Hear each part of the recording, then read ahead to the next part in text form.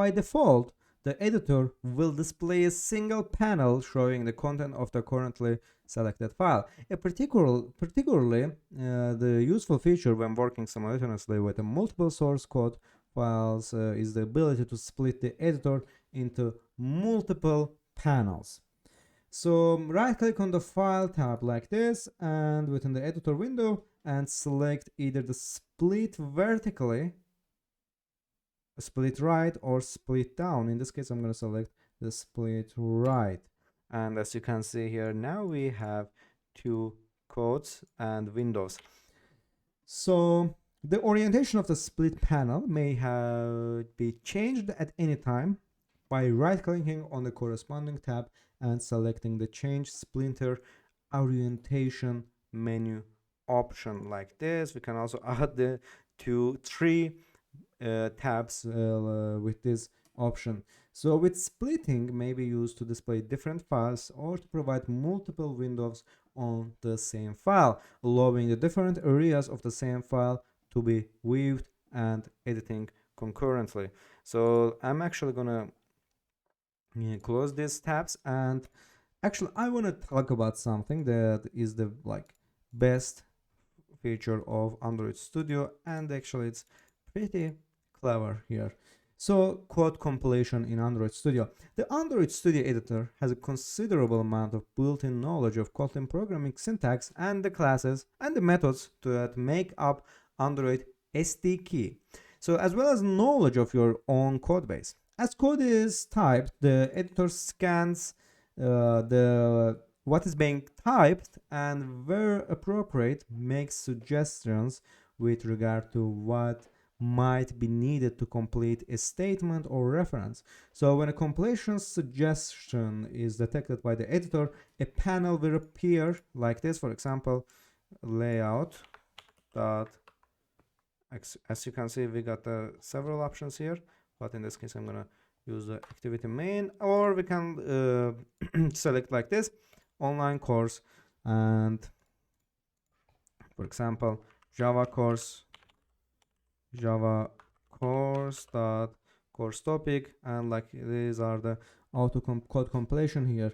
So if none of the auto completion suggestions are correct, simply keep typing and the editor will continue to refine the suggestions where appropriate. So to accept the top main suggestion, simply press the enter or tab key here, enter or tab key on the keyboard to select the different suggestions like this. For example, course, you just use the arrow keys to move up and down on the list. Once again, using the enter or tab key to select the highlighted item. So completion suggestions can be manually invoked using the control plus space like this. So this can be useful when changing a word or declaration in the editor. So when a cursor is positioned over a word in the editor, that word will automatically highlight. So pressing Ctrl plus space will display a list of alternative suggestions. So to replace the current word with the currently highlighted item in the suggestion list, simply press Tab key. In addition to the real-time auto-completion feature, the Android Studio Editor also offers a system referred to as Smart Completion. Smart Completion is invoked using the Shift, Control, and Space keyword sequence, and when selected here, will provide more detailed suggestions based on the current context of the code. So pressing Shift, Control, and Space shortcut sequence like this a second time will provide more suggestions from wider range of possibilities like this, as you can see here. So code completion can be a matter of a personal preference for many programmers. In recognition of this fact, Android Studio provides a high level of control over the auto completion settings. So this can be viewed and modified by selecting the file settings, and here as you can see, file settings, and here we need to select the code completion. It should be somewhere here, not in appearance.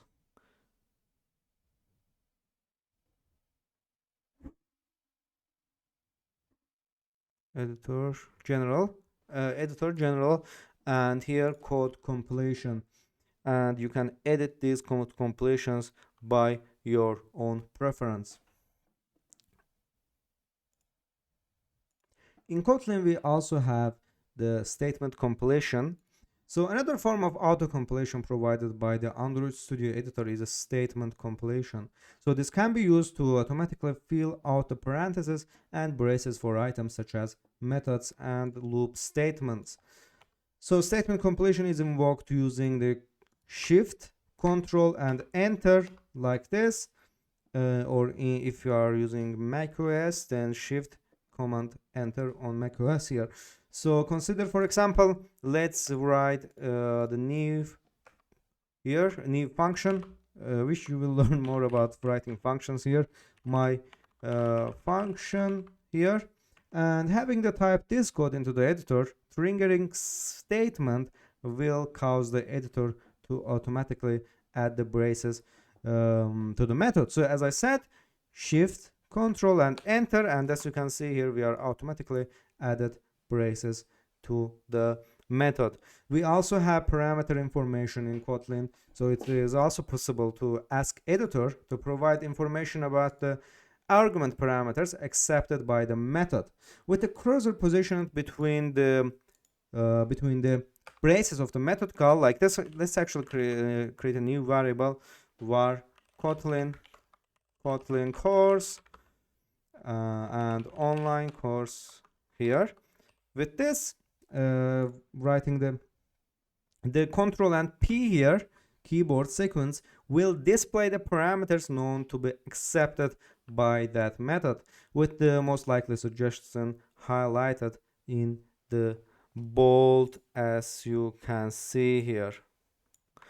So we also have parameter name hints in Kotlin Android Studio. So the code editor may be configured to display parameter name hints within method calls. So for example, in this case, as you can see here, we don't need it anymore.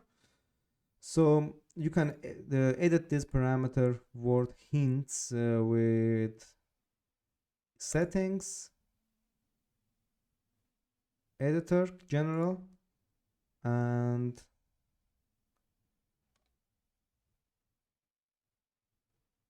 preferences,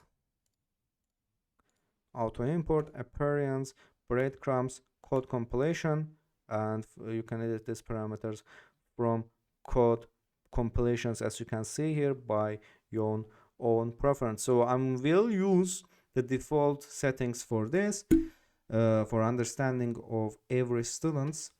So we also have, lastly in this lecture, which we're going to talk about, is code generation in Kotlin. So in addition to completing the code as it is typed to the editor, can, under certain conditions, also generate code for you. So the list of available code generation, for example, can used with Alt and Insert like this. Go to main menu here. So, or you can actually trigger it from the code and click on generate, or you can just use the shortcut here. As you can see, we can generate some methods or override some methods here.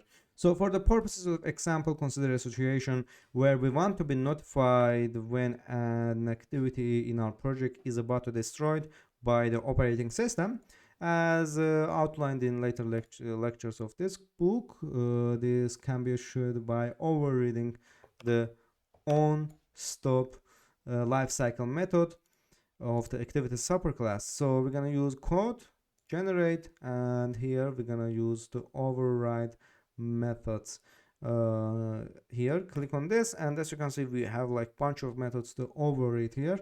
So to have Android Studio generate a stub method for this, simply select override methods and options from the code generation list and select the on stop. You can actually search it with just writing text on stop, and yes, see what we have. As you can see, this I don't think this, yes, this belongs to app compact activity, and as you can see, we implemented and overridden the on stop method here.